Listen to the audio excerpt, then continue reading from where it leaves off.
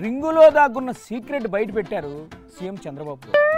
భార్యాభర్తల మధ్య దూరి వాళ్లకు నిద్ర లేకుండా చేస్తున్న సెల్ ఫోన్లను తానే తీసుకొచ్చానని మరోసారి నొక్కి ఒక్కానిచ్చారు.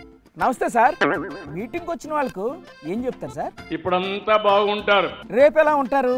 రేపు ఎన్నికలు వస్తే పక్క చూపులు చూస్తారు కొంతమంది. రేపు కాదు సార్, ఇప్పుడే పక్క చూపులు చూస్తున్నారు పాపం. పక్క చూపుల వల్ల చాలా నష్టాలు వచ్చాయి. ఇచ్చిన హామీలు అమలు చేయకుండా ఎగ్గొడితే ఎవ్వరైనా పక్క చూపులే చూస్తారు సార్. ఓసారి అనిపిస్తుంది నాకు కూడా, నాలో తప్పు ఉందో మీలో తప్పు ఉందో నాకు తెలియదు కానీ గ్యారెంటీగా మీలోనే తప్పు ఉంటుంది సార్. చెక్ చేసుకుంటూ పాలి. ఎన్నికల కంటే ముందు కూడా చెప్పాం. ఏం చెప్పారు? సంక్షేమం, అభివృద్ధి, అదే మరిగా సంపద సృష్టించే. సంపద ఎప్పుడు సృష్టిస్తారు సార్? 11 నెలలు అయింది, ఇంకొక నెలలో 1 సంవత్సరం అవుతుంది. ఇంకా ఎంత టైం పడుతుంది సార్ ఆ సంపద సృష్టించడానికి? దేశంలో ఎక్కడా చేయనన్ని సంక్షేమ కార్యక్రమాలు చేశాం. అవునా? అయితే అన్నదాత ఇచ్చేసారా?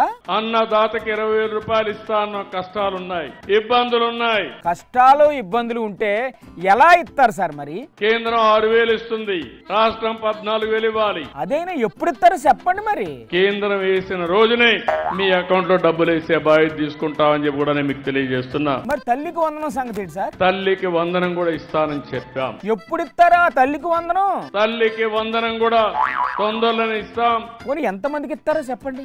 ఎంత మంది పిల్లలుంటే అంత మందికి డబ్బులు ఇస్తామని కూడా హామీ ఇస్తున్నాను.